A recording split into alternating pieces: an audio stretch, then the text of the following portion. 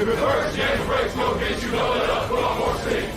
Protect our kickers, our quarterback, our lead, our ball game. All obstacles, block, cut, sides, through the games after this win in. Press you again, here for the first minute. Carry the body, keep it there for 6 minutes. You know, I think a loss like this will really, light a fire under anybody. I know me personally, like, this feeling and the way this feels, like, I'm not going to take this lightly. And I think everybody else on the offense will fall in line on that. So hopefully moving forward there won't be, laboring days or nights. Not that it will be perfect, but we're going to work for it. We've got to raise the bar, and we've got to continue to raise the bar. I don't think any of those young men, when they signed to come to Tennessee, they signed to say they wanted to come and be a part of a 7-6 program. They said they wanted to come and compete for championships, SEC championships, national championships. I know that's what I want. I know that's what Tennessee wants. I know that's what the expectation is. So we've got to continue to reassess everything that we're doing and make sure that we're continuing to move the needle in the right direction. The culture that Hype and everyone has created in this building, it's been phenomenal on teams, and we're only going to continue to be better. And the standard around here, I've said it before, I'll say it again, standard is to be the damn best. And we're never stopping.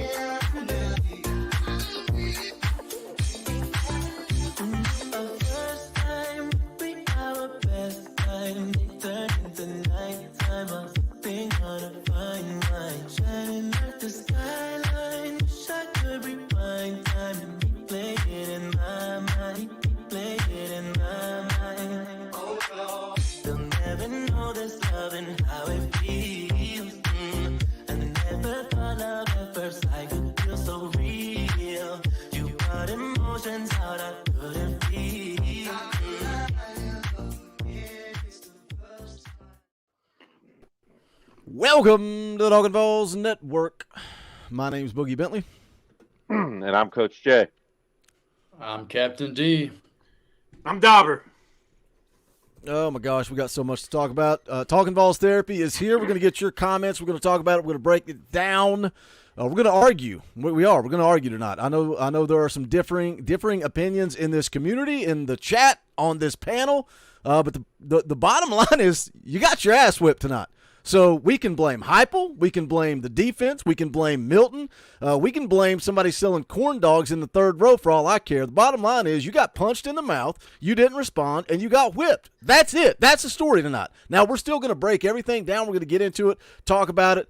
Guys, come on and do us a favor. Smash the thumbs up. That's quick, free, and easy. If you disagree with something I say, Coach says, Dauber says, Dustin says, that's fine. But we're here to disagree. We're here to discuss. We're here to talk about it. We knew this was a possibility. And here we are. We talked about how important this game is to this football team in year 3 of the Josh Heupel era, because now you're staring at an 8-win season. Are you satisfied with that? Are you still satisfied with it after tonight, or now you dissatisfied? Have you kind of changed your tone on the outcome of this season? Look, I want to hit a couple of Super Chats real quick because they dropped in before the show and they disappeared, so I can't highlight them. But shout out to Donovan Milliken for $10. Says, can't stop Schrader. SEC refs are terrible. He says, Coach Heupel is the guy, no doubt, but last 2 Novembers with stuff on the line, we have struggled. I think it's a blimp. Hopefully not a trend. Hashtag frustrated. Trey drops a $5 super chat, says, wish it was meant to be. A lot of opportunities for us on both sides of the ball. Joe couldn't put us on his back and carry us after the running game was off. Real Hank for 5 says, glad I focused on the grill after the first drive of the second half. Got so much worse than even at half. Just don't get it. Who was that team playing tonight? All right, we will continue to get your comments throughout the night. We appreciate you guys and the way you support this channel. Coach that's the first time I've ever done that. Yeah, I know. live. I know. I was like, First time we're gonna start fighting early, Boogie. We're gonna start fighting early today. That's the first time that's ever happened live. It's happened on. I can feel it. Coach Jay. Yes, sir. Overall thoughts on the night. I can't believe, man, my face is turning red because that's the first time I've ever done that live. That's hilarious. All right, we broke the ice. Yeah. Full disclosure, that happened once early when we did the live breakdown series. I don't know if we had to start over or not, but me and you were both in stitches for a It was minute, so funny. when you do it because we were moving fast. That's funny. Yeah. But anywho, moving forward, if I just kind of zap my mind back to the first half, I thought when we lost our star earlier and Jordan Thomas came in, he kind of got picked on a little bit. They were kind of able to gain a little bit of space there. Man, I'm not going to cut to the. I am going to cut to the chase early here, and I know we're in disagreement. And I know I've had spirited with a lot of people, kind of during the game, and I think that's okay, right? Like we all do it because we care about this team, and I get that. But I will say this: 7 points is not good enough for an offense, not by any stretch of the imagination. I don't care what the completion percentage is. I don't care if you're 30 for 30. You put up 7 points, you suck. That's it. Period. Bottom line. End of story. You sucked. You were hitting checkdowns all day. You were failing to find wide open receivers in the second and third reads that were deep for massive yardage and taking checkdowns the entire game. So I'm not impressed with completions and checkdown. Been check down Joe, average Joe, unable to get them lined up Joe, and quite frankly, I'm sick of it. So call it what you will. Listen. Everyone who's kind of been on that Milton train and is mad at the defense, Joe Milton hung that defense out to dry. Baseball, when a pitcher's had too much on the mound and you leave him in there and he gets tattooed for 7 home runs back to back, a lot like that. Listen, he hung them out to dry, in my opinion, today. That defense was tired and whipped by the mid-third quarter. They'd spent so much time on the field because we couldn't take the offense that extra mile. So that's a problem, but when wide receivers are running wide open, I'm not going to blame coach. I mean, coach is getting them open. So why is that coach's fault? To me, that's not coach's fault. So that's the way I feel like that. I feel like some of y'all going to owe little Coach Jay an apology when Nico hoists the national championship trophy over the next 2 years. So it's coming, book it. And please don't let the excuse be, well, he wasn't ready last year, but now he's ready. Please don't let that be the excuse. There's always going to be an excuse. Don't worry. Yeah. Anytime Okay. you say something and you end up being right, the internet's always going to make an excuse. So don't worry. We're going to talk about Joe. We're going to talk about the offense as a whole because I did say I'm going to disagree with Coach Jay tonight, obviously, but I did say exactly what you just said. JP texted me 7 points isn't enough. So when you're the starting quarterback at the University of Tennessee and you score 7 points, that's not good enough. Dustin, what were your overall thoughts on the game? Yeah, just to well, first off, I broke my TV this game. I finally did it.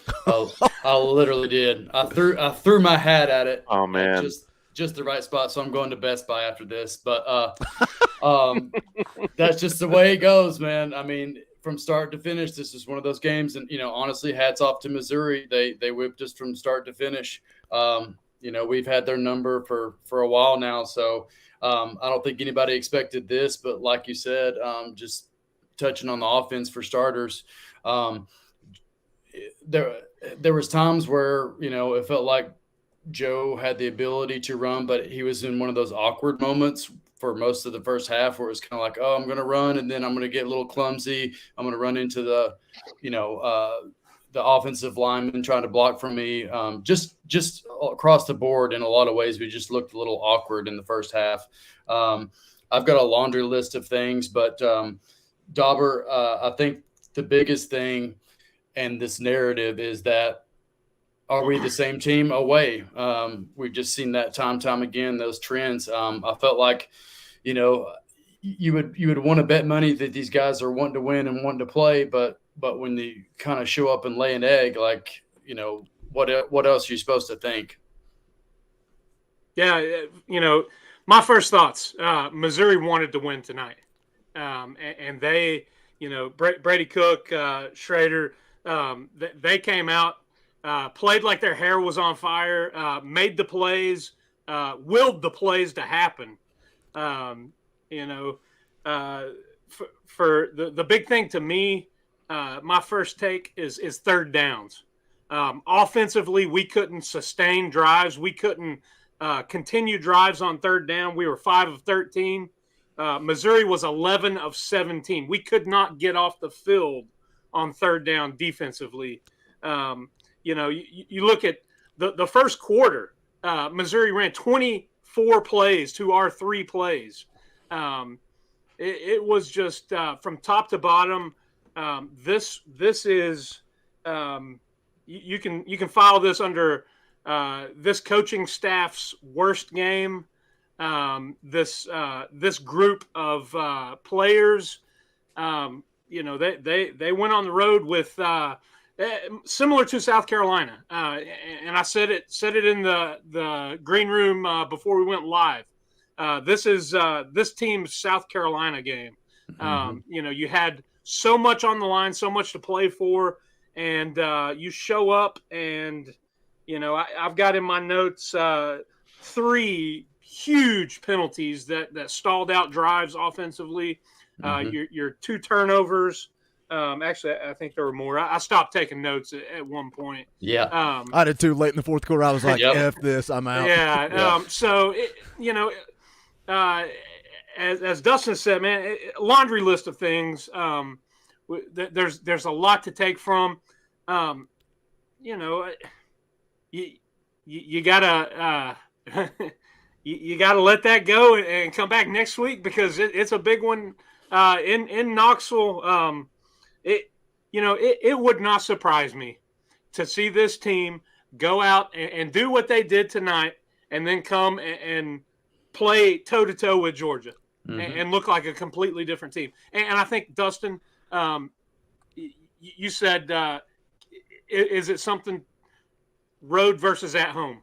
And we've seen this team go on the road to Gainesville, go on the road to Tuscaloosa, and have their, worst couple of, quarters. We talked about it in the tailgate show before kickoff. You were really 2 quarters away from being undefeated, but you go to Columbia, Missouri tonight, and really you play 4 unacceptable quarters for where we thought we were, where we hoped to be, where this team should be. Opening comments went from 30 to 45 seconds to 3 minutes real quick. I'll get you guys. Hey, we got a couple of more games. I'll get you guys dialed in by Vanderbilt. We'll have that opening down by Vanderbilt. Let me hit some super chats. We'll get your all's thoughts. We'll stay live as long as you guys need therapy. We'll voice our opinions. We'll voice your opinions, and we'll talk about it. Rolly season for $20. That is not cheap. That's orange. We'll play the clip. Rocky Top, you'll always be. Rolly season says, man, tough to watch, lost and missed opportunities. Turnovers killed us. Excessive penalties on Mizzou to kill time. And I'm still looking for the face mask that was called. We need to finish 23 strong. Look, I'm not in any way going to sit here and talk about officiating tonight, but I do think it was comical. The streak finally came to an end after 11 quarters of no penalties being called during live action. They finally called a pass interference because the Tennessee wide receiver got tackled. So that streak is over, but tonight had nothing to do with penalties. It had everything to do. I think Dauber almost, like, they had the will to win. They had the will to win, and they came out and they punched you in the mouth, and you didn't do anything about it. Nothing about it. Pie Man, I got a lot of super chats. Pie Man for 5. Offense didn't help. D also didn't help the D. Sad, got to get those stops on 3rd and long. Let Milton finish 8-4, win a bowl, and learn for next year. Kyle becomes a member of the channel. Long time no see, Kyle. Good to see you back in the chat, my friend. Jesse Gates also becomes a member of the channel. Brian Puckett becomes a member of the channel. Guys, we appreciate that. Those memberships pay the bills around here. If you want to be a part of the family, hit the join button down below. You can do it for as little as $1. We got a $5 super chat from Dylan Elam. 8-4, here we come. Pray it isn't a tough bowl game either. Will Murley for 10. It doesn't feel right questioning Heupel. But big road games in November is a question mark for me. We don't even look the same. What happened to the D at halftime at Alabama? We look completely different on defense. Again, South Carolina game last year, I don't think this is as bad, but it's very similar. In your mind, you had everything to play for because you had an opportunity. Ole Miss has to win. Yeah, in typical Tennessee fashion, they're going to go win that football game. And now we're all going to look back and say, really, you couldn't play Missouri? This football team had every reason to be motivated, inspired, and they went out and laid an egg, in my opinion. Again, you can blame whoever you want to blame. There's a lot of people to blame for the way Tennessee played tonight. Pass it around. Will Murley for 2. Hope you enjoyed that TD. They didn't forget. Sethinator for 5. Need therapy, Boogie. We're here for you, Seth. Don't worry. Ron the Don for 10. I don't mind losing, but they outplayed us, period. And they got their payback, but, we still have a lot to play for. It's spoiler time for us to beat Georgia. I love that Ron the Don's always got that positive energy. I love you, Ron. Dylan for 5. I don't even have words. Embarrassing. Coaching didn't have the boys ready to go from the start. It all seemed off from the start. Kevin Smith for 5 says Mizzou stole my prediction and used it against us. Tough loss. Regroup and not get destroyed next week. Go Vols. J-Vol for 5. Tennessee deserved this after last year. Eli was ready. 8-4 before this game. 8-4 after this game. 3 more games with Milton, but I'm not counting down. Big time smiley face there. Give me the great for 20. That's orange. Rocky Top, you'll always be. The Great says, well, at least we don't have to root for Lane Kiffin anymore. Yeah, that was very short-lived. We didn't even really have to do it at all. We didn't do it. Dirty Dodge for 5, a little something to make you laugh. Boiling hot dogs is great. Oh, my gosh, what in the world? Austin Stubblefield for 2. I'm ducking livid right now. 8-4, not good enough. Hashtag GBO. That took me a minute. Josh the Ball for 2. We need Coach Jay as our defensive coordinator. I think he wants to be the quarterback coach. That's what I think. College football fan for 5. As a young Vols fan, I'm so pissed. Guess Vols are going to be mediocre for the rest of my life. Will Good for 5. The fumble before half changed the whole game. Chip Anderson also becomes a member of the channel. Appreciate that, Chip. Thank you for the support. Let's kind of stop there. We'll pause there and get back into it. Going into the game, we talked about running the football, winning the line of scrimmage. Tennessee needs to be able to run the football, and they've got to be able to stop Missouri from running the football, and that was the complete opposite. Tennessee, blame Joe, blame whoever for the offense. Tennessee averaged 3.6 yards per carry. Jalen Wright averaged 3.1 yards. Dylan Sampson, 6.7. That was all in mop-up duty when the game's over. Jabari Small, 1.7 yards per carry. Tennessee could not run the football. And what's the adjustment? How do you stop them from running the football? We talked that they like to run a lot of outside zone. I thought Tennessee played that pretty well. I thought they played the outside zone pretty well. Everything seemed to be downhill, smash-mouth football. Cody Schrader, 35 carries, 205, and a touchdown. Like that and it's not like – Coach, to counter, man, I don't want to keep coming back to the quarterback conversation, but just to counter that, because at the end of the game, the D is gassed. It's gone on, but Cody Schrader didn't have to wait till the fourth quarter. He didn't have to wait till the third quarter. He ran it down Tennessee's throat from start to finish. I tweeted at halftime. I said, what's the adjustment? Everybody always loves to use the buzzwords. Oh, we got to make adjustment. I said, what's the adjustment to stop Cody Schrader? Nobody had an answer. Nobody had a response. Nobody had an answer. My offense? Yeah. Can I answer really quick? Yeah. What would you have done to stop Cody Schrader from running downhill on you? I would have had my offense pick up first downs and score to keep their team off the field. That's what I would have done. Right? Wait. Let's talk about that. I get that's a valid point from me. Late in the game, right? Late in the game. Dauber talked about the first quarter and how it's Tennessee ran 3 plays. You ran 3 plays in the first quarter. You went 3 and out. You never really got a chance to get going in that first quarter. And then, the fumble by Jalen Wright. Like, Tennessee's still in this football game. And I get it. I get it. 7 points isn't enough, but all that matters is winning the football game. You're in it, and you did so many things to shoot yourself in the foot throughout the course of the night. That fumble was one of them. The holding calls. Tennessee ends up in 1st and 20 a couple of different times throughout the night. It's just self-inflicted wounds. You come out to start the third quarter, the little speed option, right, just drops it. Cooper Mace falls on it. Now you're looking at what was it, 2nd and 16 or something like that? Too many self-inflicted wounds that were not on Joe Milton. You know, so I don't see blaming the. I think do you think the defense played good enough to win? Like even in the first half? No. I had right off the bat. I mean, the first play of the game set the tone. First play from scrimmage was 38 yards or something like that off to the side. 0 quarterback contained, and they knew it was coming all game long. We knew he was a possibility to run from start to finish, and he definitely did. I don't know how many rushing yards he ended up with, but at pivotal times, like Jobber said earlier, we could not get off the field in 3rd down. And then on the flip side, just in general on both sides, we had no push on either side of the ball. It felt like there was hardly any gaps to run through, and I don't think did we have a sack tonight? 1 maybe? Yeah, 3. 3 did have 3. Okay. At least 3. I didn't notice it, and because it didn't really matter because they were just converted anyways. Let me throw up another point that I want to lump in here because we're talking about the defense. You know, we talked about playing field position. Don't be stupid. Don't go for it in 4th down in dumb situations. And Coach Josh Heupel elected to punt. You pinned him on the 3 and you pinned him on the 1. And what'd you do? Both times you let Brady Cook scramble out of there on 3rd down and make a play with his legs. Did they spy Brady Cook at all? Like, did they spy him at all? Not the whole night. And if us 4 boneheads can sit here and talk all week about how you've got to keep Brady Cook in the pocket, why in the world do you formulate a defensive game plan where you're not spying? I don't get it.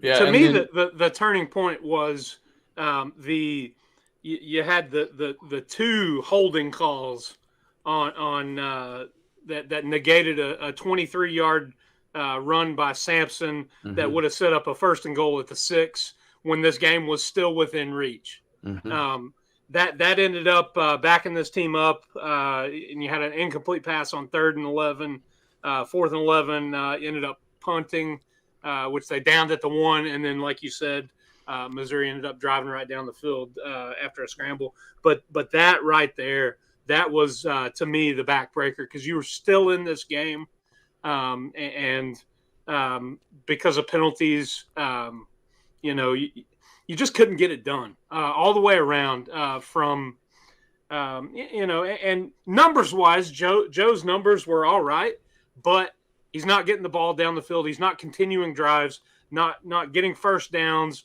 and not scoring points. Tonight, we didn't even get down to, we had the 1 long field goal that we attempted and missed. You go back to offensive efficiency the last couple of games on the road, and it was you got down and you attempted field goals, you made them, but you weren't getting touchdowns. Tonight, we didn't even move the ball, effectively enough to try to attempt field goals. Not one of the 4 of us can formulate a thought without going back to Joe Milton. Not one of us. That's where every thought goes back to. Coach, we cut you off. Coach was going to talk about defense, the game plan, other than Joe Milton playing linebacker. What should Tim Banks have done to stop Cody Schrader and to stop Brady Cook? To stop him, he could have called a brilliant safety switch over to get an interception early in the game to put the offense in position to go score and take the lead. Beautiful switch off, by the way. Absolutely brilliant play call by the defense coordinator there. But, what did we go out and do after that? Anyone recall what we did after that pick? Nothing. We went 3 and out. That was the only 3 plays. And out. Why? Why? We ran the ball 3 times, right? Missouri sat on the run, right? They sat on the run all day, so it's incumbent on Joe to beat him, with his arm. But here's the thing, guys. Why do we throw the ball three times in a row? Because Heupel doesn't trust Joe. We've been over this many, many times, right? He doesn't trust Joe. And guess what? If I'm going to sit here and say, Coach Heupel, I trust you to play Joe, when, gosh dang it, I believe the opposite to be true, then it also has to be true that I trust Josh Heupel to not trust Joe Milton. I can't trust him for one thing and not the other thing, right? I can't have it both ways. So I've seen a lot of people talking about that. How, well, if they just trusted Joe, but it's like you can't have it both ways. So I feel like that was an opportunity. Did the defense? Let me cut to the chase though. Did the defense play well enough tonight to win? No, but I've played on defenses where your offense has hung you out to dry. It sucks, man. It sucks. Your tongue is dragging across the ground. You're bleeding down your forehead because you've been hitting people so hard and your legs start going weak. There's only so much you can do, man. It's tough to do from a defensive standpoint. And did they play well enough early? I thought they created some opportunity early, but, did they play enough to win early? Maybe not, but they weren't given the chance to hang around before they got weak legs, I guess is what I'm trying to say. I mean, this game was 13-7. 13-7 at the half. Right? I mean, Tennessee had every opportunity. And just to go back to that back-breaking moment, it was the fumble on Jalen Wright. And it sucks because Jalen Wright's been a baller all year long. And he made a mistake. He coughed up the football. And I feel like Tennessee, and then again, what does the defense do the very next play? Like there's no time left. And you let them go down there. 35-yard gash. You let them get a cheap three. And it's just one thing after the other. Again, it's across the board. This entire team sucked. Let me get some more super chats. Dustin, sit on your thought that you were going to go with right there, and we'll come back to it. Me Ugly for 2 says period. Okay. J-Vol for 2, before half changed the game, no points, Missouri scored. Yep, man, I was already formulating my thoughts on the middle eight because Tennessee was about to get the football back. You're driving, about to score, and then the fumble just completely changes the momentum of that. Real Hank for 2 will be lucky to win our bowl game if I'm being real. Dylan Elam for 5. On a positive note, 8-4 is the second best season in 17 years. So I've been having the conversation all week, and I kind of laughed before we went live talking about it. I put out videos early in the week saying it's very possible that Tennessee loses this Missouri game. Are people going to be angry with 8-4? No, Boogie, positivity. Now everybody in the fan base is pissed, and I get it because I am too. But we know where we've been, but we all also know where we should be. You don't come to Tennessee to go 8-4. Charlie for 10 says if changes aren't made on the defensive coaching staff this season, Heupel isn't serious about taking the next step. Halsley is on a serious notice too. Everybody's going to be loving Halsley next year. Hot Rod for 2, what happened to playing with tempo? That's been something we've seen all year. It's just it's check with me. Trust. Yep. Look, Coach Jay's right, man. They don't trust Joe Milton. You're not seeing the full offense. That's why the play calling is the way it is. But I judge Joe by how he plays, not by how they trust him or don't trust him. If you don't trust Joe, why is he the starting quarterback? These are two different conversations. Did Joe play good tonight? Do they trust Joe? Those are two completely different conversations. Donovan for 10. Coach Jay is 1,000,000% correct. You're 7-3. Put Nico in. Nico Heisman, Nico Natty, Nico. Maybe Joe should hunt deer. The population would stay. Oh, no. Thank you, Donovan. 10 for 2 says Dorothy. Appreciate that. Isaac Owens just says 8. Appreciate that. You could have at least done an $8 super chat. Smoky Mountain Surge for 2. This was Alex Golish's offense, not Heupel's. I disagree with that. Cody Copeland for 2. Not only that, though, but real quick, Alex Golish is running an offense that's averaging less yards this year. And not only that, it's running slower than Tennessee's offense this year per play. So just food for thought on that last comment. But, yeah. Cody, I'll add one quick thing right here. I don't think this offense that you see at Tennessee is Heupel's offense because Joe Milton cannot run Heupel's offense. Agreed. Yeah. Boom. Yeah. I think we all agree with that. We all agree. Yeah. Cody Copeland for 10. So tired of fans saying fire Heupel. I agree with that. Joe is not a leader running his mouth even while we were losing, like he's it when he's obviously not. Can't read defenses. It's a Joe problem, not a head coach problem. Wayne drops a 20 spot. That's an Orange Boy. We'll play the clip. Rocky Top! Wayne says can't get an interception and then go 3 and out. It's not all Joe's fault, but a lot is. I want a quarterback that's athletic, not an athlete playing quarterback. Nico. Last year, gosh, I don't even know why I always go back to last year. What would Josh Heupel have done after that interception? What would the play call been? Throw it. Gone at their throat. Yeah, he would have taken a shot. Yeah. He would have taken a shot. He would have gone deep. Oh, it's so frustrating. Timmy Williams for 5. Coach's fault if he's not making changes to win the game. If you're not making changes, you will not win football games. Scotty Hurley for 10 says Milton ain't it. Simple. Linebacker play has been suspect all year, and mix that with poor defensive scheme and lack of adjustments, and you have an embarrassment. We got beat by swing passes and straight dives. The straight dives were what were making me beat my head against the wall. That's just mano a mano, man versus man, getting your butt whipped. That was so frustrating. Pecan for 5, expected this, said for the South Carolina game, and after a few others, Missouri worried me. You can't blame this on the refs. That's a lame excuse. I don't think anybody blamed it on the refs. Maybe people in the chat.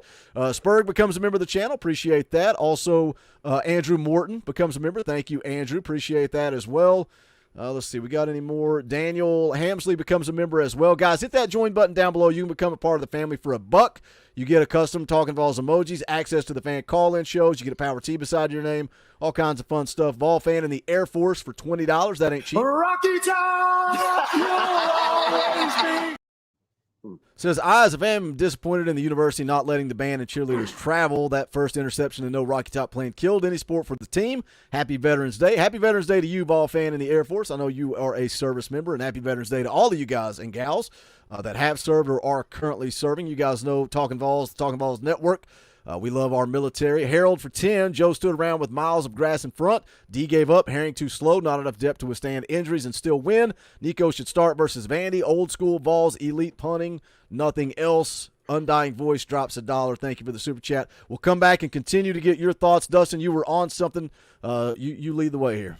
Oh, well, really, on that last comment there, that was really my main positive, is that the special teams and the punter was our best execution all game long. I mean, there was at least 2, if not 3, kicks inside the 5, and they still marched it down the field one way or the other and scored in some fashion. I did have in the that very first long drive they had, we did hold them to 3 points, but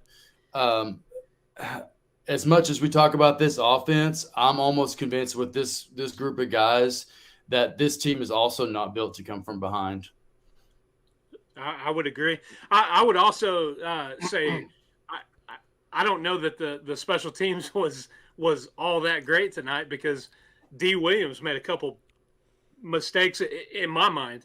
The punt team was great. D. Williams made some mistakes. Taking it from deep in the end zone out, get tackled at the 15, and then a fair catch. That's true. In a similar spot at the 15 when you had tons of room to run. It just all around. Grading this team out right now. In the emotion after this game, I'm saying, you're probably a D or worse everywhere around, all 3 phases of the game. Mm-hmm. They just did not get it done. And I don't think it was coaching or play calling or the schemes, because stuff was there. There was lack of execution and mistakes. The penalties and the turnovers, that's what got it done. And like I said, Missouri came out and played like their head was on fire. Brady Cook and Schrader, they willed that team to win this ball game tonight. I take back everything nice that I said about Schrader this week. I built that kid up, talked about his story. When you throw a punch on the field and the commentary just acts like it doesn't happen, that's such a cheap shot, man. Such a cheap shot to throw an uppercut at James Pearson. Nothing gets said, nothing gets done. But Dobber, you talk about scheme versus execution, though. But I don't think the defensive game plan was solid. I thought it was trash. I mean, I guess I can see your point there. Yeah, you alluded earlier. Did we spy Cook at all tonight? And I don't think I don't know that we ever did. It was loss of contain. They got in the backfield, got pressure a lot. You had 3 sacks, and it was just the pocket collapsed. He extended plays and then beat us with his legs, beat us with his arm. Schrader had over 200 on the ground and over 100 in the air. Dude just lit it up tonight. I had that he had 2 throws that was coming across the zone there that he hit that were 2 big plays, and there was one freaking circus catch that I don't remember what down it was, but the guy was wide open. He just threw it up in the air, and the guy had plenty of time to run underneath it. I just thought the edges in general, like you said, we got some rush there, but not in enough time to allow the guy to still make plays. And Coach, I don't know what you think, but it's a lot of this on offense is the same. One step forward, two steps back. It seems like we do just fine until we get to the red zone and we're starting to threaten things, and then the mistakes start happening. And I don't know what the rhyme or reason it is. I don't know if people just get extra tense because the field shrinks and they don't trust Joe. Yeah, and it's just like the lights go out, Coach, you're muted. You're muted, Coach. It's one of those things that's like, as frustrating it is, we've seen it. We've wondered how, and we see it more and more on the road, especially in these environments where we're not comfortable, and then like I said, it's one step forward, two step backs, and you can't get any momentum going that way. Yeah, I mean, look, you got a lot of valid points there. Boogie, you have valid points there. We didn't spy them ever. We had a ton of blown coverages, right? Mm-hmm. A ton of blown coverages, too many blown coverages in this game. And I think a lot of people have right to be pretty hot at Willie Martinez and the way the secondary seemed to perform during this game. I think there's something to that. Dauber's right too. The field shrinks when we get in the red zone. It absolutely does. Mistakes become smaller. You need that kind of, killer instinct there in the red zone. You can't make as many mistakes. You got to keep it really tight. You always have to have good separation. You always have to have good spacing. The RPO play where Joe failed to fake the handoff on the play action throw and fumbled the football. Twice that's happened. Mm-hmm. That's twice that's happened. And, it sounds like something like, oh, man, how does that happen? That's something you do. I'm not trying to be mean, guys, but you see it a lot in high school ball, like at the junior varsity and freshman level, and at the Pop Warner level, that bad spacing, or when a quarterback forgets that he's supposed to fake the play action so the running back puts his arms up when you're going back to throw and they fumbled the ball, but it's happened twice.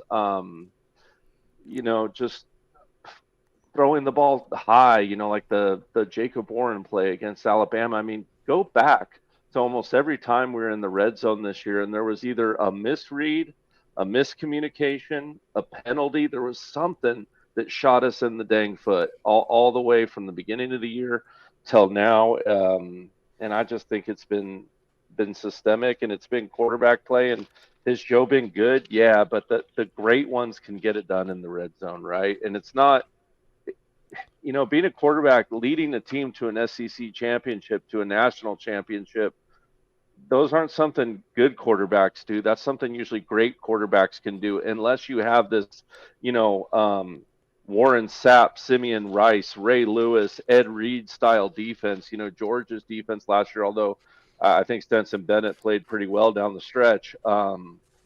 You need your quarterback to be great if you're going to win in this league. And sometimes, unfortunately, good or average isn't good enough to get that done, specifically in the red zone. And also to tag on to that, a lot of these throws that are being completed, these check downs, they're high. You're not leading your guy for yards after catch. He's having to jump and be tackled immediately. So it's, you're calling the play on 3rd and 7 that the route is a 5-yard route, and he's getting tackled short of the sticks because you don't run to the sticks, but you don't give him the opportunity to get yards after catch because he has to jump to catch it. Let me jam some super chats. Got a couple of topics I want to get into. Some questions about where we go moving forward. What would you do with quarterback play? Are you punting on the season and rolling out the young 5-star? We'll get into all that coming up. We got 954 people watching live. Do us a favor, smash the thumbs up, hit the share button, put this thing out on Twitter, Facebook, let people know we're live. We would greatly appreciate it. We're on that grind to 25,000 subscribers. We're going to get there. I want to get there by the end of the year. Look, 8-4. 2-10, 10-2, undefeated. We're going to be right here talking Tennessee football. Thought it was kind of comical. I put in the live chat right before we went live. I said, "Get ready, boys. We're going live for therapy. We don't need this. Do you want me to just shut the channel down because Tennessee goes 8-4? Guess what? We've been through worse over the last 20 years. I think we're going to be all right. All of us bleed orange. If you're in this chat right now watching the four of us, it's because you're a diehard Tennessee fan. So we're going to be right here covering it every single season. Ron the Don for $5. I'm going to need that shot, bro. I'm struggling over here. Cheers. Let's see. Trevor Gilbert for $5. We let a Division II back put 200 yards on us, and we couldn't do anything about it. Embarrassing. Well, he's leading the SEC in rushing. So I would put some respect on his name other than his sucker punch. What a punk. Dirty Dodge for $5. I've sent the hot dog thing the last 5 post game. It's now a tradition. Appreciate that, Dirty Dodge. Gage Revis for $5. Dorothy, best ball show on YouTube. Keep up the great work, guys. Appreciate that. Thank you, Gage. We're going to keep pumping out content. We're going to cover the rest of this season. We're going to cover the postseason. We're going to talk about recruiting. We're going to do some fun film breakdown stuff this offseason. Coach Rice is wanting to get involved with recruiting with me and Coach Jay. So we're going to try to do some recruiting streams. So there's more live streams. You know, I do the NCAA streams all throughout the offseason. Me and Coach get together for some of the live commitments and stuff, and we do the live film breakdowns. Now we're going to add some live recruiting coverage. I think that's going to be something fun you recruiting guys will get into in the offseason. Me Ugly for $2. We intercepted early. What more needed? A lot more. More needed. Undying Voice for $2. Our players were getting chippy with each other. That's not good. Trevor Gilbert for $5. Love Heupel, but he has got to get this team more prepared for these road games. That's the third game we've laid an egg. That's on him. Timothy McGee for $5. Looks like the offensive side dropped the ball and allowed the defense to play on the field too long. See what happens, Coach? You're an influencer. You create a narrative and people run with it. Doctrination. Dennis Blades for $2. Embarrassing, pitiful, and too many injuries. John for $2. Special teams was the only thing great tonight. Dustin Caldwell for $20. That's Orange Boy. We'll play the clip. Rocky Top! Says discussion topic. How much does our brand new offensive coordinator factor in? Seems like the choppiness in plays after we lined up, but check with the sideline hurts momentum. Hats off to Mizzou. They balled out. Dustin, we kind of answered this earlier. You probably had already dropped it when we talked about it, but I think it's lack of trust in Joe. So it's check with me to make sure we got the right play called, and just that trust factor. I don't think any of the four of us can say that Joey Halsley's not it. Can we? Yeah, I don't know that I don't know enough about schemes and play calling to make that decision one way or the other. For the most part, it looks like the same offense overall. There might be some different wrinkles, or there might be some things behind the curtain that we saw. Well, there's plenty of things we saw last year that we're not seeing this year. Different formations, especially on third and short. That's what's killing me. That tonight, there's other games that I've said this, but tonight it really only happened once. I forget. I think it was in the first quarter that I had written down was it may have been the first or second series where I think it was right after the turnover. We ran it 3 times, and you knew it was coming the third time, and they ate it up. That kind of stuff. I don't know if I guess it does play into trust, or if they think they're just going to test the water and see how much push they can get. To start the game off with the running game, because obviously that was missing all night long. We had no threat to run it, so I think they were dropping back most of the game, and even though there was players open at times, we weren't connecting as much as we should. And even beyond that, bigger picture, it's like we were moving the ball, but like I said earlier, I think this is one of those games that we knew would jump up and bite us. In the sense of we're moving the ball at times, but then we shoot ourselves in the foot. And that's what is really frustrating about it, because I think depth wise, we should be, toe to toe, if not better than Missouri by now, but the execution tonight, or lack thereof, was brutal. Let me go back to Super Chats, the awkward moment of silence. I'll jump right back into your thoughts. Corey Mosier becomes a member of the channel. Appreciate that, Corey. I know Corey's a regular listener, always in the chat. A lot of comments on the video, so appreciate that. Tim Armstrong for 10. Our defense sucked on third down. Why not spy the quarterback? But late in the game, we only had given up 22 points. That was good enough to win. Our offense hung our D out to dry over and over again. And I think the defense played like trash, but like I said at the very top of the show, I do agree with the fact that it doesn't matter. Look, they could have scored 8 points Missouri could have scored 8 points and Tennessee would have lost the game. That tells you your offense didn't do enough. Defense played like trash. Look, they all played like trash. This whole game, everybody's to blame. They all sucked tonight. I don't know what went wrong. Why you weren't ready to go. William Pulver 2 outcoached and played in every aspect of the game. Jenny Van for 5. I hate social media. We already have fans saying fire Heupel. Like we have been winning for years. How soon do we forget? I predicted this. I told you guys this was coming. If Tennessee lost to Missouri, some people in this fan base were going to lose their minds. It is what it is. It's the internet. Kenneth Gordon for 5. Nothing to say, just a tip in the tip jar. We appreciate that, Kenneth. Johnny Vols for 5. We all see Joe blowing kisses like a freaking Cupid. He needs to be playing Fortnite, not football. He's comical. He's so lost. Timothy McGee for 2. He waits because of the stupid offense. Will Murley for 2. Ole Miss 7-0. They will win now. Book it. 100% expect that. The Real Hank for 2. Ole Miss will beat Georgia now since we lost. Write it up. Yes, I expect that as well. JoJo, the ICB for 20. That ain't cheap. Rocky Top! Since the Vols aren't going to a New Year's Six game, I think Heupel needs to fire Halsley and pull Milton for the year so he can try to be mediocre third stringer in the pros. Heupel can call the rest of the season himself and start building Nico. I'm going to continue to die on the hill that until Joey Halsley proves he's not good, I don't think we've got a fair shake. But let's pause the Super Chats. We appreciate them. We still got plenty to get to. You guys keep those rolling in. We'll stay live as long as we need to get your thoughts. But let's kind of pause here. I'm not going to Coach Jay first because I already know his answer. What do you do, Dauber? Do you punt on the season? Is the season over? Are you done? You got Georgia coming to town next week. Everybody in this chat, everybody in the fan base expects we're going to get our brains beat in.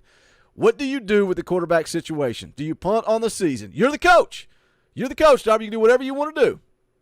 Do you try to find a way to get ready for 2024, or do you let Joe finish this thing out and try to finish out 9-3, possibly 8-4? Man, that is a loaded question, brother. I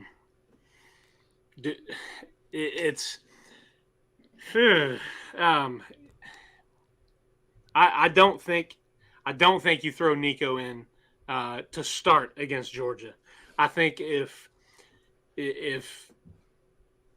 Joe and the offense comes out and they're not moving the ball down the field, which I mean, you look tonight, they struggled and I said it earlier. This offense is not Coach Heupel offense because Joe cannot. He's given the keys to a Corvette and he's driving a Ford Fusion. No disrespect to anybody that drives a Ford Fusion, but he can't run this offense. He can't drive stick. That's what it is. There you go. With me, it's the he is slow on his reads. And he tries to make up for it with his arm strength. And that's. I hate to say it, but we've seen the ceiling of Joe Milton at quarterback, and we've talked about it really, and talked about it.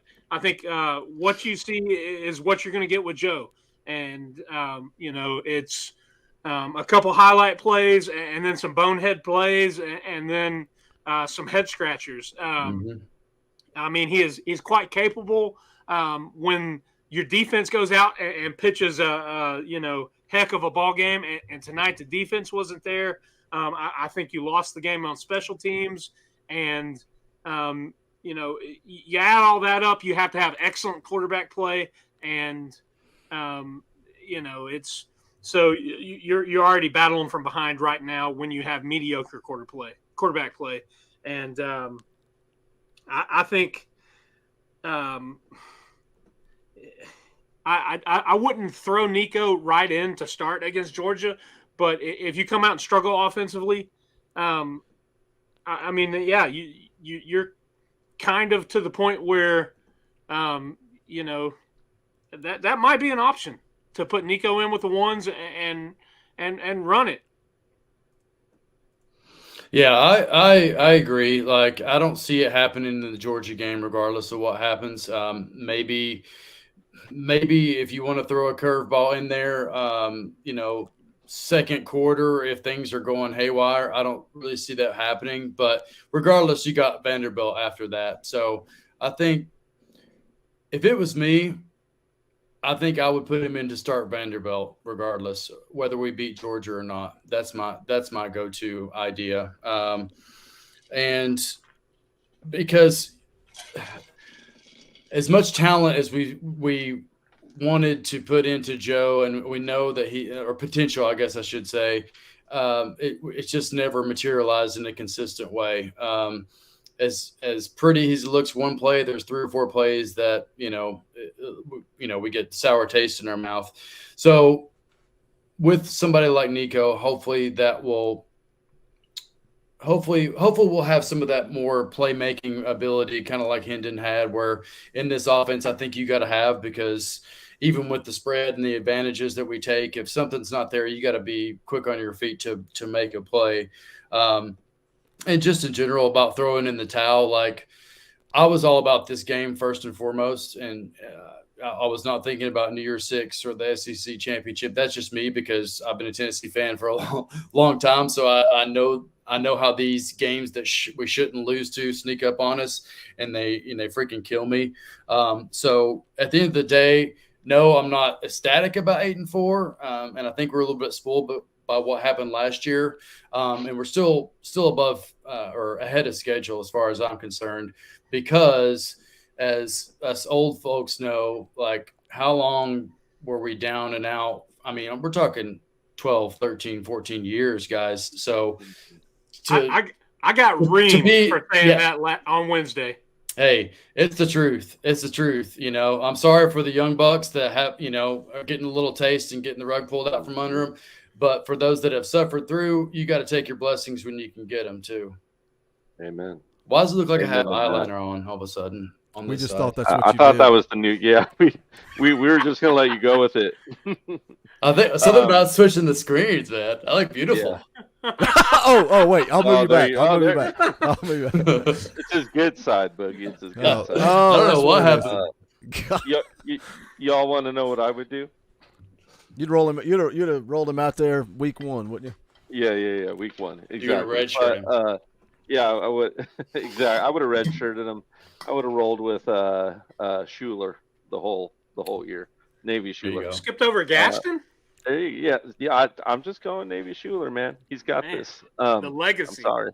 The legacy balls. No, listen. In all seriousness, at this point, this late in the season, I might do what Boogie kind of mentioned doing in the UConn game. I might give Milton 2 series against Georgia and give Nico 2 series. I think you want to start blooding him at this point either way. And if you don't want to just throw him out there, I'm confident in doing it. I would do it. But if maybe I'm Heupel or maybe this Tennessee team, I would consider switching them up, giving them a couple series each and letting them play that way. It's kind of a way you can hedge your bet as a coach if you're not kind of as sure. Now, if it were just straight up my opinion, I'd play him. I think Nico's ready. I think he'll thrive and he'll be fine.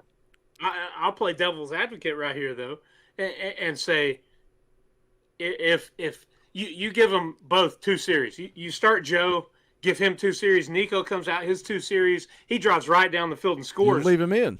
Just the same way they played Ainge and Schaefer, whoever had the hot hand. How does that look on Coach Heupel and this coaching staff looking back? It's easy, Dauber. You just say, well, he wasn't ready before. Well, let me tell you something. If they put Nico in and move the ball right down the field and score against Georgia, and they get hot and they keep playing and Nico looks great, guess what? That's great for business, because you're going to go beat Vanderbilt. You're going to play in a bowl game, and then the momentum is going to be there for 2024. It's so late in the season now. Like, it's one of those things. Some people may question it. Some people say, well, why did we wait so late? Most of us are just going to be happy that we're getting freaking elite quarterback play. I don't think, like you know what I mean? Like, right. And we've had way worse, right? I mean, as frustrating as Joe's been, it's been worse in my opinion. I think a lot of it goes back to this offense and how crucial the run game is. If you don't have that, if it's completely stymied from the start to finish, I don't know how many other quarterbacks are going to look elite in this scenario. There are plays where there's people open, but And Coach, I don't know what you think. Would you think it was mostly scheme that was preventing our run game tonight, or was it more of a 1-2? Coach Dauber. Coach Dauber, what do you think, Coach Yeah, Dab? hey. No. Look, I mean, Missouri, they didn't like sell out versus the run, but they were playing the run. You know what I mean? Like that, they were certainly leaning on the run. It's why all those checkdowns were open. It's why the flats were open. I mean, really, the post was open quite a bit. I can't remember which play. I'd have to go back to my notes, but I was hopping mad on a one play. I think it was the check down to geez, what's his name? 84. I can't think of his name. Caleb It was Webb. like third and long. Webb. Yeah, it was like a third and long check down to Webb. And there was a backside, not post, but there was a backside seam that was wide open on the play that should have been thrown. And then to just kind of take a check down that's short of the chains to me is kind of like giving up on the play.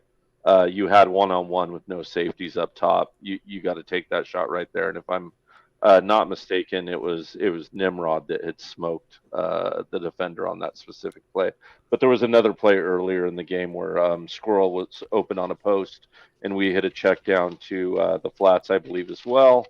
There was just a lot of that little check down stuff, and it can really hurt you, man. I hate to keep beating the dead drum, but I don't know if you guys all watch like Pancakes and Bacon, but they did a great job of talking about how quickly Nico would pop through his progressions, right? He would just pop, not there, float out, see if someone's open, no one is, run, right? Just pop, no, run. Pop, yes, go. Pop, no, throw.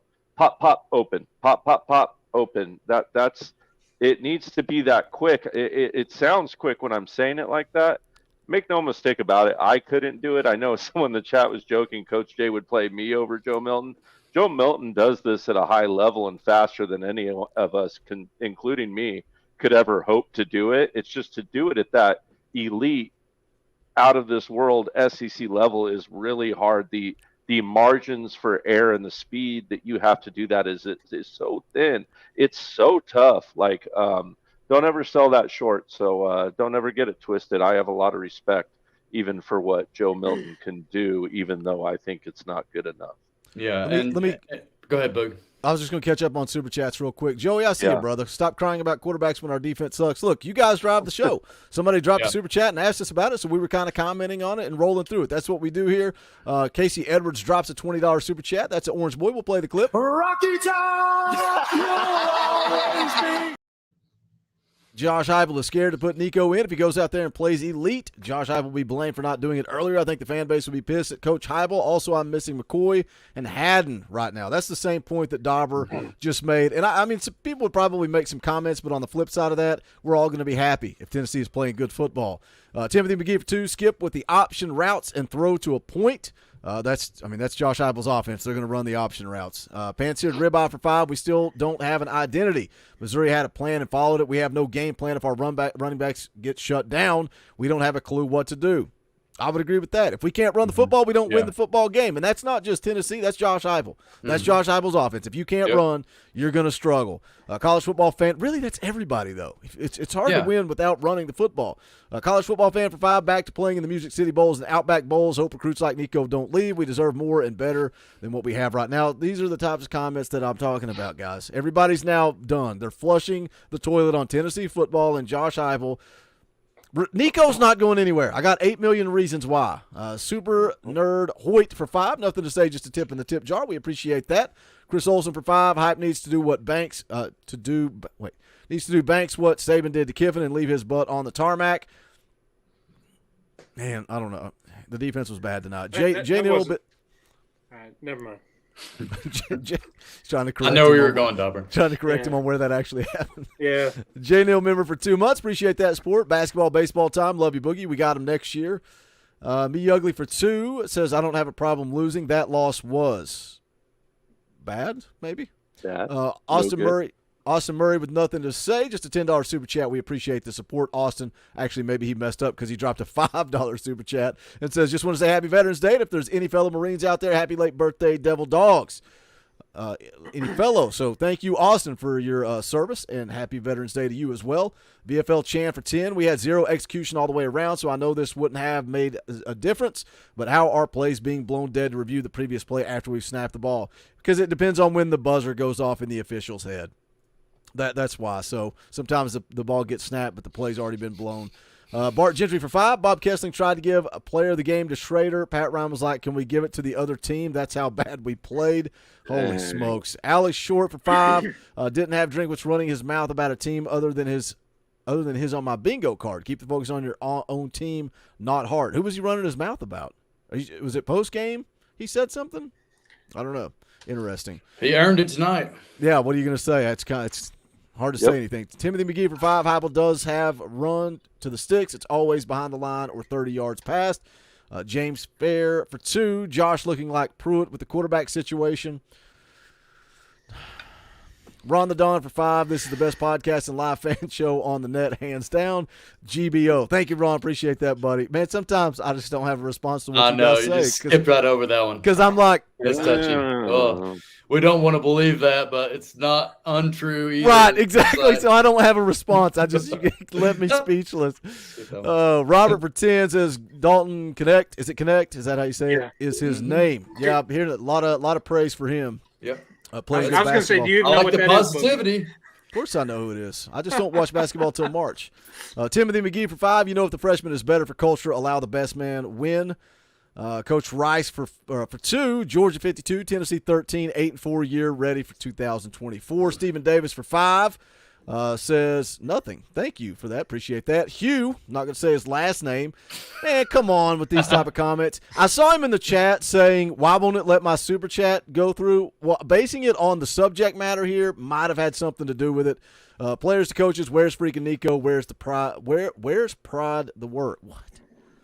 Where's freaking Nico? Where's pride? Pride in the work, maybe? Thank you, Mr. Hugh, for your super chat. Stephen Davis for 5. Says, does offensive line recruitment worry anyone for next year? Yes. If we can't establish the run game, then the offense stumbles. Yeah. Offensive line recruitment for next – you talking about the class of 25? Because class of 24 is pretty dang solid. But, you know, we talked a lot about this on Friday, me and Coach Jay, about the guys that have a senior a COVID year left to come back. There's a lot of guys on that offensive line. That's who I'm trying to recruit first, is my own offensive line before – But we'll see how that plays out. You can't count on those right now. Nope. So that was my point Wednesday.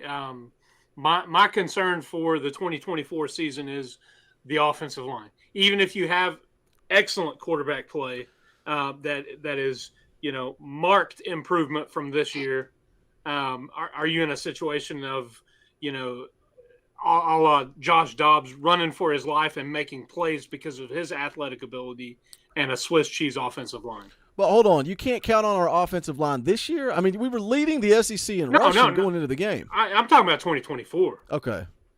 Yeah, I mean, it all starts with the conversations we had Friday. You got to re-recruit your offensive line because there's a bunch of guys on that offensive line that are going to have the ability to come back. But Nico is going to be able to mask some of that. We saw, and I know it's Connecticut. I know it's one game.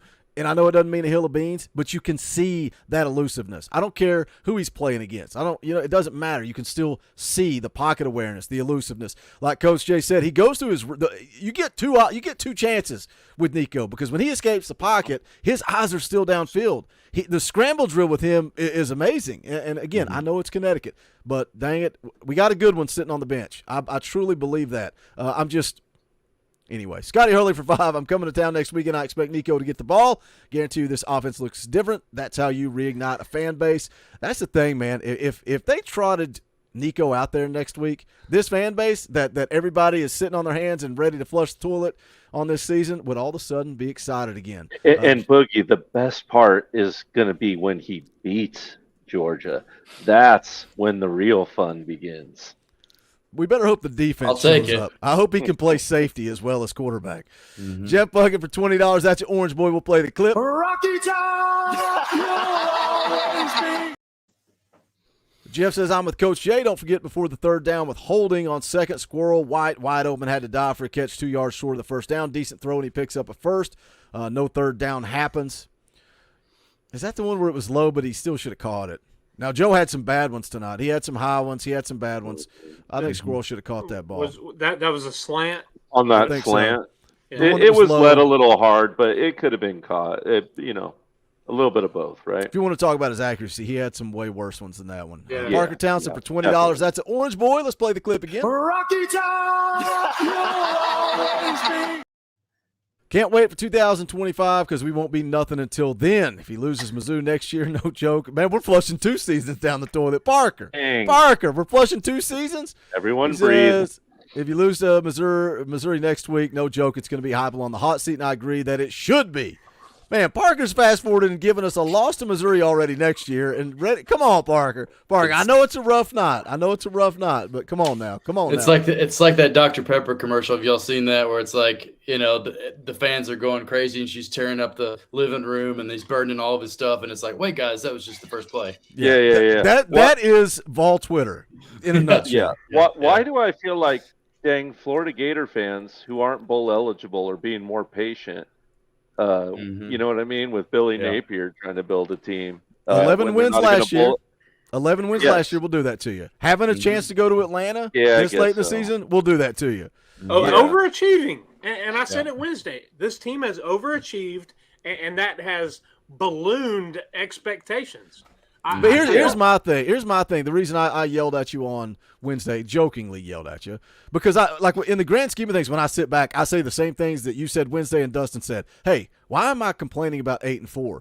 Where I get irritated with this football team is you were favored to beat Florida. You were favored to beat Missouri, and you lost those games. And I know this Missouri game was kind of a toss-up. It was almost basically a pick-em. You were still favored to win those 2 games, and you laid an egg. You got whipped in both of them. That's to me why I'm not saying, the expectations are too high. The only thing that the only comment I'll make to that is their road games, and it's a completely different animal. You go on the road, there's so much added to playing on the road in the SEC, and that's not even a team that is good. Florida is horrible this year. We should not have lost on the road to Florida. But you go on the road, it's a tough game. And you make these mistakes. You can't get off the field on third down. You have penalties. You have turnovers. That is what the Achilles heel for this team. And we're trending up, but we've not quite got to that level where mistakes like that are easily overcome. We can't just, still slide by and win when we're not playing our best and not having those mistakes. We don't have to play perfect games on the road like we had to a couple years ago, but we've still got to play clean football. We can't get away with, a couple of mistakes here and there, because that's what decides these games. And that's what I was talking about, offensive efficiency in the tailgate game. You look at the Kentucky game and the Alabama game and settling for field goals versus touchdowns. And ultimately, I think the Alabama game, settling for field goals, that really cost this team. But, tonight, you didn't even have the opportunity to kick field goals because you were so bogged down and could not get going offensively. And that wore the defense out because they were on the field the whole time and, just getting shredded. So it's one of those things. I think good teams, they know how to go on the road and win. They know how to sustain that ebb of momentum and stomp it in the foot. That they wouldn't have coughed up a turnover and then given up 3 points right before half. Stuff like that. That's momentum swinging. You talk about the 8 minutes, at the bookends. We lost the bookends of this game. We gave up 3, and then we got the opening kick of the second half and did squat with it. So, that's something. This team needs to go on. Coach Heupel has changed the culture. We expect to go win games now. I think that there's still work that needs to be done. We need to expect to go on the road and win games now. We beat Kentucky on the road, but Kentucky, we're Kentucky's daddy. That's, Kentucky is to us what Florida is, That middle eight was not – that middle eight cost Tennessee because they went for two at the start of the third quarter. That was really – that was a 16-point swing if you score a touchdown there. I mean, Jalen Wright fumbles – right? And then they go right down the field and they get the three. That's if you, again, ifs, ands, and buts, that could have been a 10-point swing. Then you come out and you start the third quarter going 3 and out. Why? Because the speed option hits Jalen Wright right in the gut and he drops it, which is comical because I did see somebody blame Joe Milton for that in the chat. You're blaming Joe Milton when Jalen clearly Wright it was his fault. But. Yeah, you can't. Like, come on, guys, let's calm down. Like, let's be fair in our criticism of Joe. Yeah, he pitched it too hard. Yeah. So, man, Jalen Wright did not have his best day. Did not have his best day at all. Let me hit a couple more super chats. There's a bunch coming in. I want to get all of your opinions on this. Let's see. What happened?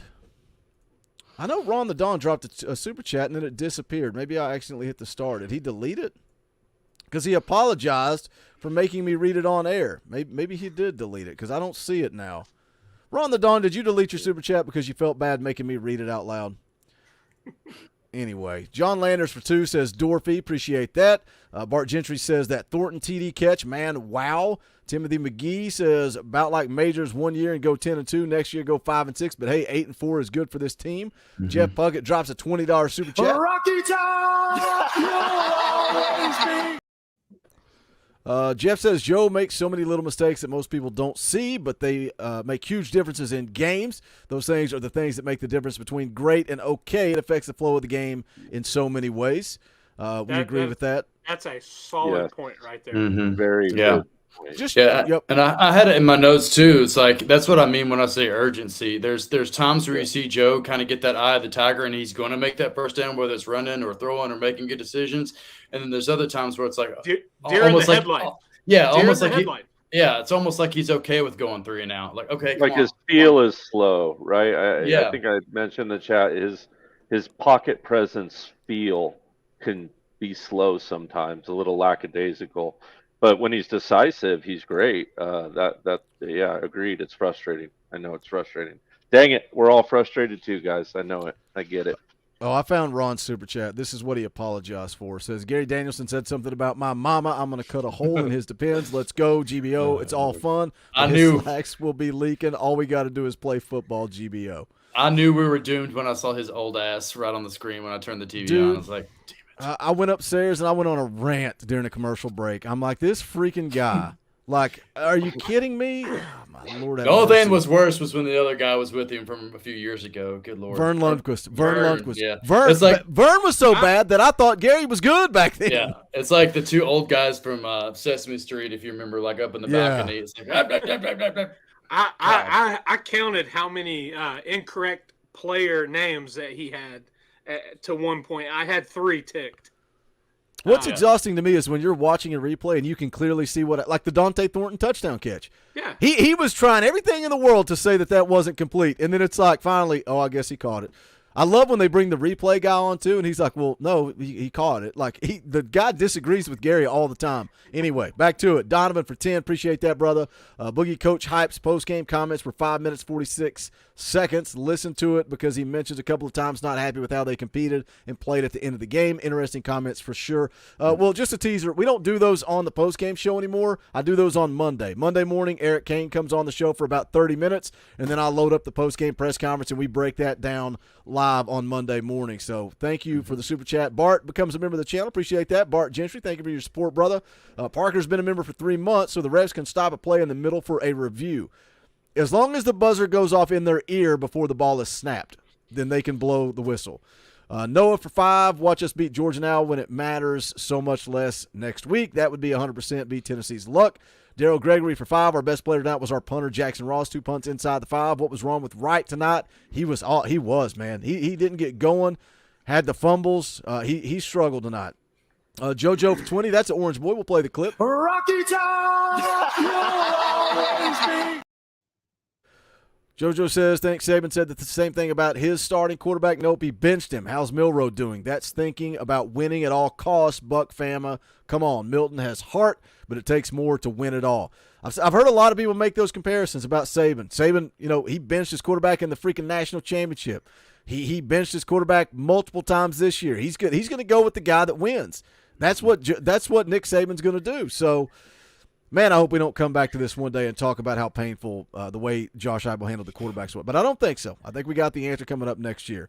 The ambassador for 2, we missed Thornton after he left early. What a catch. Man, he's calling for them to come in from the sideline as he's catching the football. Tim Armstrong for 5. Feel like we should have put Nico in and let him get some run with the ones. Once we went down 29-7, looks weird that Hype won't put Nico in. I kind of thought that too late in the game. I was like, get Nico out there. The game's over. Parker for 2 said, our defense beat the hell out of their offense. Who said that? Oh, Drinkwitz said that. Oh, yeah. Oh, okay. I got you. Well, I mean, it's not. You wasn't That's lying. obvious.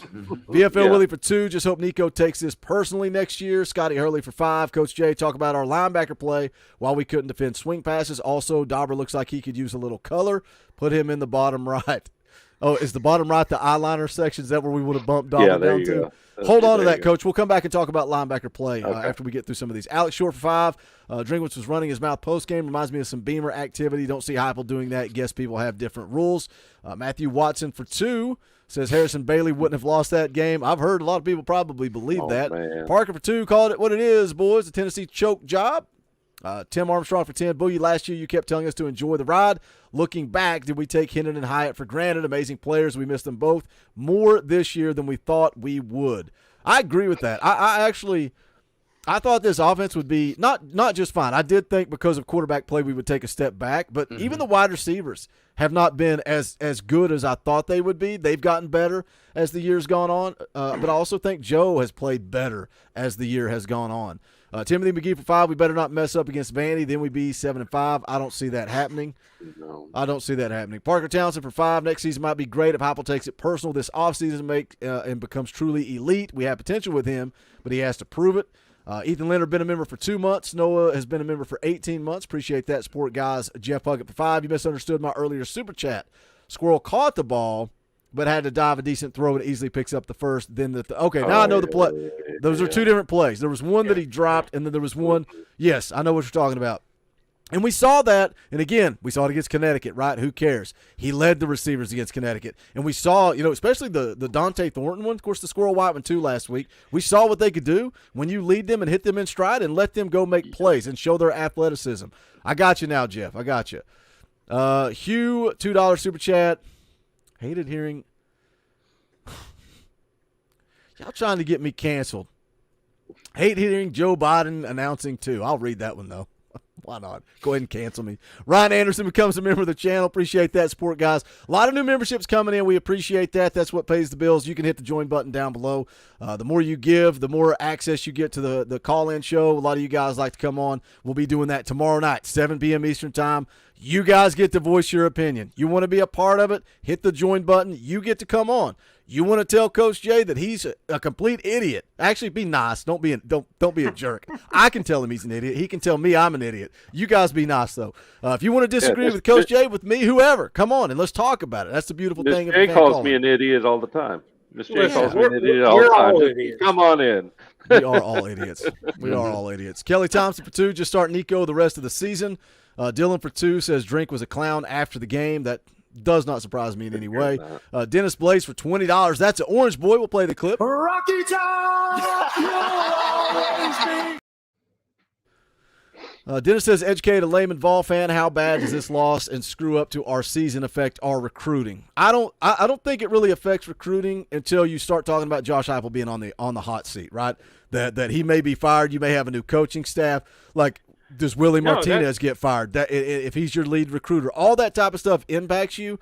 But I don't think going 9-3 versus 8-4 is going to impact recruiting. Mm-hmm. This is where you can use these losses to your advantage in recruiting because, hey, we need you to come fill this void. Mm-hmm. And it's, hey, we need you. Look, because this game right here, you can fill this hole we have. Yep. So it's I mean, it's one of those things. Like you said, Boogie, until a coach is on the hot seat and until a coach is, on the way out by, the vast majority of fans, not the fringe of fans that are calling for, mass firings and,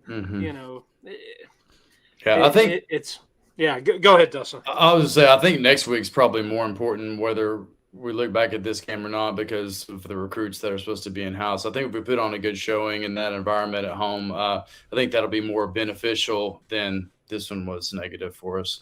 And then something we haven't really touched on yet is our receiver depth is dangerously low right now. So I'm interested to see if Thornton can make it back next week. So that ought to be a big factor in the upcoming game. I don't know what y'all think, but, some of the other guys have made a few plays, but it still seems to be Keaton, Squirrel, and Thornton for the most part. And without one of those, it's tough. What's funny was going into it, though, the last couple of weeks, Thornton started to come on. So we were seeing more Caleb Webb and Chaz Nimrod, but then it was kind of like, all right, let's move Thornton to the outside. I don't remember what led to that. Did Caleb Webb or somebody get banged up when they made that switch for some reason? I can't remember. And he Thornton started playing better on the He looked outside. more comfortable, and then he kind of became that outside guy. So I don't know how much that will impact it or not, but hopefully Thornton bounces back. Man, it was so good to see him finally showing us some potential, and then gets bit by the injury bug. It looked nasty, but I don't know. It does excite you for having, say you do get a healthy Brew McCoy coming back. Now you got Brew McCoy and Dante Thornton is your wideouts with Squirrel underneath at slot, and some good, very good, scary options coming off your bench all of a sudden there, including one freshman Mike Matthews and maybe even a Boo Carter, although we need some help at safety, Boogie. I mean, we talked about it during the film breakdown series. It's real easy to watch Boo Carter play at any length of time and go, wow, that guy is electric on offense. He's going to be hard to keep off the field. But it's also hard to look at the ball safety situation and go, man, we need someone electric who should be on the field at that position. So but also, it's going to be interesting to see. Again, can you bring back some of these offensive linemen, or are you replacing all five that are all five offensive linemen are seniors with who has a COVID year to almost return? all of them. Me and Coach ran them down Friday morning. I don't have the list in front of me, but let me see if I can remember. Looking at it, John Campbell has one, Cooper Mays has one, Spraggins has one, Mincy has one. Did Ollie Lane have one? No. Okay. No. Well, so Carrot that's can big come time. back regardless. So you technically have a COVID year for all five starters. Also, Dane Davis has a COVID year. That's a game changer. If you can bring back all of those guys, then hell's bells. Yep. Yeah. And I mean, I think Spraggs is gone. I do think he's gone, but I think Mincy could be back. Campbell, I kind of lead to gone. I think Mincy can be back. I think the big pivotal position, guys, is going to be Mr. Mays again. Will Mays come back? It's going to be interesting to see. Offer him whatever he wants, but NIL. That's where the NIL. And everything that we just talked about, the receivers that you're going to have next year, the running back room is going to be loaded next year. You got Nico at quarterback. Those guys practice with Nico. So if Joe Milton, if the only reason that Joe's starting is a culture fit, right? It's a culture issue. I'm showing my loyalty to a guy that came back, rode with us, stuck with us. That's the only reason. These guys in the locker room have seen Nico play, and they know it's his time. You've got all kinds of weapons, man. I would go to Cooper Mays and say, we're going to win a freaking national championship next year, but we can't do it without you. What do you want? Let me get my checkbook out. And I can do that because it ain't my money. I can write checks from other people's bank accounts. I still want to talk linebackers. Let me catch up on the Super Chats that rolled in right here the last couple of minutes. Marshall for 5 says we needed the band there today to help fans. We had there. You can tell the difference when you don't hear Rocky Top 100 times. Second person that mentioned that tonight. Knoxville Predator catcher for 10. I thought Mizzou was pretty good. They're damn good. 9 wins is still on the table. I'm younger. 8 regular season wins is still worth celebrating for me. I've only seen that a couple of times in my life. Ethan Leonard for 5. Can't stand Gary. Glad CBS is leaving SEC after this season. Bad game all around. Pathetic. Start Nico against Vandy. 2024 will be special. Dan Yoder for 5. Is there anything that says this D will be better next year? I would say talent. I would say you're seeing, and another. Just stick with the conversation about COVID years. Keenan Peely appears to be trending towards a medical waiver and coming back next year. That because he was supposed to be back by now. Is he sitting out so that he can come back next year? And if you've got him out there, he's going to be your new Aaron Beasley. And now you got a bunch of young dudes that have got a lot of run. One of them is struggling, and his name's Elijah Herring, and that's what we're going to talk about next. Let's see. Pecan for 5. We had a big problem. We had a big problem all year about coming back out of the locker room at half with no adjustments to amount for anything. Blows my mind. Well, I keep asking everybody what adjustments they want to make, and nobody tells me. Nobody gives me an adjustment. Every week I ask, and nobody has an answer. So I'm curious, Pecan. We talked a little bit about this. I don't know if you were in the chat earlier. What adjustments would you have made? If Tim Banks needed to make adjustments, what adjustments did he need to make to stop what they were doing on the Missouri side of the ball? Ryan Anderson for 5 says, go Vols anyway. I'm with you, Ryan. That's a nice super chat. Bring some positivity back to us old negative Nancys. Thank you, Ryan, for that. Timothy McGee for 10. We don't have a receiver problem. We have a coach that doesn't put out the trio running back, use more tight end, and stop doing receiver option routes. If you don't have studs, you have a year like this. That doesn't put out the trio running back. Is he talking about Dylan Sampson? Like, man, I know Jalen Wright had a rough one tonight, right? He had a rough game.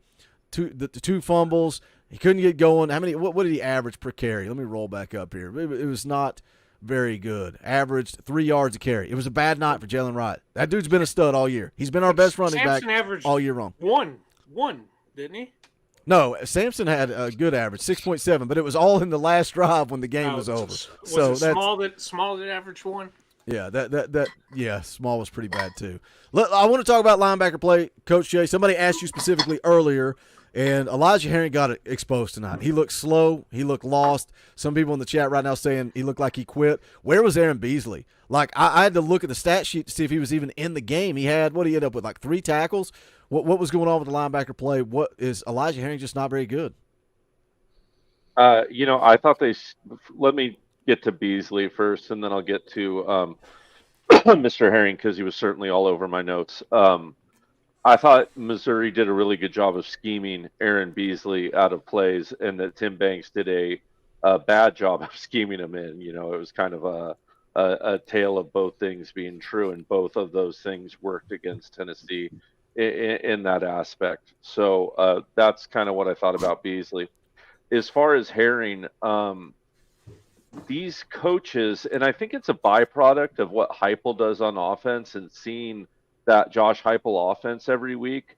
But when teams motion a back and try to gain leverage by getting outside, either with a running back or if they, motion a slot wide receiver or even a wideout, our linebackers don't like to follow them in any way. They don't like to what we call giving up if we're in zone or man. They don't want to shuffle down and give up their coverages. But then that can create a leverage problem. And for me as a defensive coordinator, I'm okay with my linebacker adjusting his shade. I don't think it necessarily has to give up whether you're in zone or man. And I think it's a bit of an overcorrection that our defense has. It's systemic of kind of playing against each other. At least that's my little tin hat theory there on that. But listen, when they run that little swing pass, the screen pass, the linebacker, when you see that backfire out of there and you're in man, you got to go instantly, right? You have to move instantly. You have to turn your shoulders, get flat, and go. And Herring is late when he does that. He's been caught a couple different times where he was in man coverage and he went like he was going to wall off, like a zone wall off, and then realized he was in man late, and then he went. But by that time, you already got a fast running back. They're in space. They're gone. It's too little too late, and he's been lost at times this year. And, hey, let's not pick on Herring the whole time. A lot of these young linebackers have had that problem. But, listen, how does this defense get better? You get better with experience. Like, these linebackers are young. They need to get some run. Herring didn't really play at all last year. I think he was primarily an edge guy in high school, right? Isn't he a converted edge? player into linebacker, if I'm not mistaken. Didn't he play opposite edge of his brother his senior year on defensive line? Correct me Wouldn't if I'm wrong. surprise me. Wouldn't surprise Okay, me. so he's converted, right? He thinned out a little bit and converted to linebacker, if I'm not mistaken. Even Arian Carter got a little thicker, lost a little bit of that speed. I think you'll see him thin back out to match his size next year. But you're going to be a little late when you're young, right? Like that happens. You see it on Florida's linebackers playing young linebackers. You see it with Perkins at LSU was late a lot of times, even still, though he played a lot his freshman year as a sophomore. They need to get a little run on them. It helps to have a senior linebacker. I think Boogie is definitely on to something with what he's been saying about Peely coming back. I think it would help stabilize this team. But I do truly believe that these young linebackers getting the run that they are getting now is going to pay huge dividends to them next year. And I think they can take a step. I do believe that. I think these linebacking unit is going to be a strength in years to come. I think they're just young, a little wet behind the ears. But to answer your question, late to the ball, just late to the ball, late to their reads. Yeah, I saw that. I just confirmed that too. Went to 247 Sports. He played linebacker and edge both. So. Oh, so he played, but okay. Yeah, there you go. Timothy McGee for 2. Use them all on the field at the same time. Why do I never know what is going on? Use them all on the field at the same. I don't know. Donovan, sorry, Timothy. Just play everyone all at once. Yeah, Just you go. throw the whole team out there. There you go. Donovan 5. One thing I'm sick and tired of: this team wants to fight at the end of games when the games are over. Show some toughness during the game. Yeah, I agree with that too, Donovan. 10 for 10. 10 for 10. I like the sound of that. 10 for 10 says, Boogie, I got an adjustment for you. Spy the quarterback also on third down. Line up and play tight coverage. Stop being so soft all the time. 3rd and 8, we line up 6 to 10 yards off the wide receiver.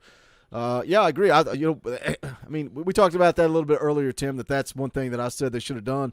They didn't do it all night. They did not spy Brady Cook all night.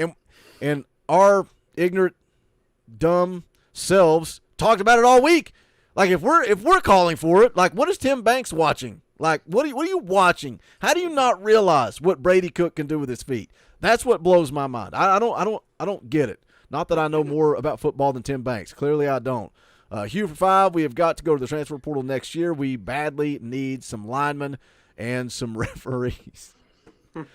Hugh having a good time in the chat tonight. Appreciate that super chat. We still got about 750 people watching live. Appreciate you guys hanging out with us, choosing us when you have other options for the post-game show. Don't forget, tomorrow I will be dropping the day after video bright and early in the morning. Then we will come back right here at 7 p.m. for Talkin VAWLS Live, the fan call-in show where you guys get to come on and voice your opinion. So looking forward to that as well. Any of you guys got final thoughts, final comments? We'll just go around the room. Dauber, any final thoughts or comments on the game? Man, just a tough one tonight. Tough one to stomach with what we had on the line. We talked about it before. What's going on right now with Georgia and Ole Miss? Tight game, back and forth. It'll be the Tennessee way. Ole Miss will fight and claw and find a way to win that tonight. And just our luck, had everything on the line, everything to play for, and you go out and play a completely incomplete game tonight. All 3 phases, I think we failed. I do think the play calling, the coaching, the game plan to a point was there. I think it was execution. I think it comes down to these guys. And honestly, I want to say that's probably the first time that I can, say that in this Josh Heupel era that I think the guys didn't really come out ready to play. So at the end of the day, maybe that does come back on coaching, but Missouri just wanted it more tonight. You look at their quarterback, their running back, those guys came out to play tonight. We had very few guys that came out and matched that intensity. We had a couple comments, Ross, our punter, came out and he had a hell of a game. He did his job. But we had, 22 guys plus, special teams that failed in their jobs tonight. And then I think you can chalk it up to coaching staff. At the end of the day, adjustments weren't made at halftime. It's disappointing. I'm disheartened. I'm bummed. I'm pissed. I'm, all these emotions filed into one. That's what it's been, man. that's Tennessee football for you. It's hard to sum it up and put it into words, especially when we know what was at stake and how things came to be tonight. Hats off to Missouri. They came out with a game plan and followed it and executed when we failed to do so. What do you got, Dustin? Final thoughts? Yeah, I totally agree. And something you said earlier, Dauber, I think is my mentality on this game, the Florida game, the South Carolina game from last year. The difference between us being a good program, I think we'd all agree we're a good program right now, but the difference between us being good and great is not dropping the ball on these kind of games where we really should win. And I think that's ever since I talk about it on this channel all the time, but ever since I think it was 2015, the Butch Jones thing where we played really well and beat all the big dogs, and then you lose to South Carolina and Vandy at the end of the year. Ever since then, that kind of stuff has been the thorn in our side. It happened last year too. Getting over these kind of games where we play really well against better teams, and then we somehow don't show up on these games that really should win. So that to me is where I get a lot of this heartache and frustration from. But yeah, just in general, there's no excuse for not showing up and then also not responding. We had plenty of opportunities to respond in the second half because it was still a game. But like we talked about earlier, like there were so many missed opportunities and so many times where we shot ourselves in the foot. You can't win against a lot of teams that way. So moving forward, though, I want to see us regroup and give Georgia our best shot and still shoot for 9-3. Anything's possible. Put Vanderbilt away and get to a decent bowl game and regroup for next year. Couple of super chats real quick. Timothy McGee for 5. Really 3 running backs can catch the dang ball. Several tight ends can catch. Use them. Ryan Anderson for 5 says the difference is a damn quarterback. Plain and simple. That's it. I wish Nico could play linebacker too, but he can't. Coach? Coach is starting his own cult, if you guys haven't figured it out. I am. And no, Nico can't play linebacker too. But, like I said, I think these linebackers will continue to get better. But there's also a little bit of truth in the statement that a good defense can start with a good offense, right? Or how's it go? The best defense is good offense, whatever you want to call it, right? I think I said that backwards. But listen, I think there is a lot to be excited about as Tennessee fans. I know they were talking about in the chat. Is Heupel a good evaluator of talent? Yeah, I certainly think so. I think the young recruits will bear that out.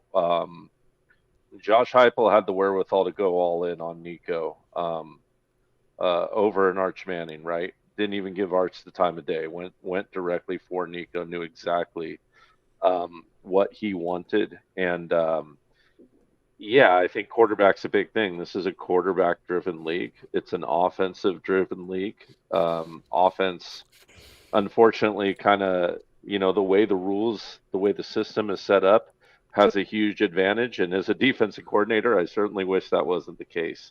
But it is. And quarterback is hugely, hugely important. And I'll tell you what, you got a killer on the way, Vol fans. So get ready.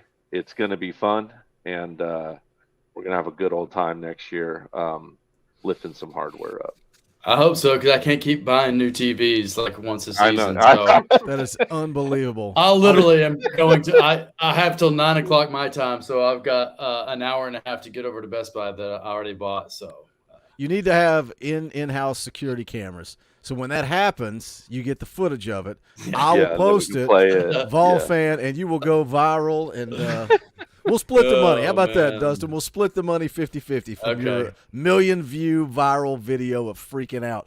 Well, this has been another episode of Vol Therapy. Hugh drops another 2, says Coach J, Nico 2024. There you go. The Make it cult- a shirt. The Cult of Coach J. I'm going to say the Cult of Coach J, and then just put the number 8 on the back of it. That's what it's There going you to go. be. I will give you my final thoughts on the game, but I'm going to do that tomorrow morning, bright and early on the day after video, so make sure you tune in for that. Come hang out. Join us for the fan call-in show tomorrow night at 7 o'clock. Monday morning with Eric Kane at 9 a.m. Tuesday night, NCAA night is back, so it'll be back on Tuesday night. Wednesday night at 7, Friday morning at 9:30, and then as always, we'll do a tailgate show and a post-game show next week for the Georgia game. Appreciate you guys choosing us. Again, when you have so many options, you choose to hang out with the 4 of us for this post-game show. For Dauber, for Dustin, for Coach J, my name is Boogie Bentley. This is the Talkin VAWLS Network. Go Big Orange.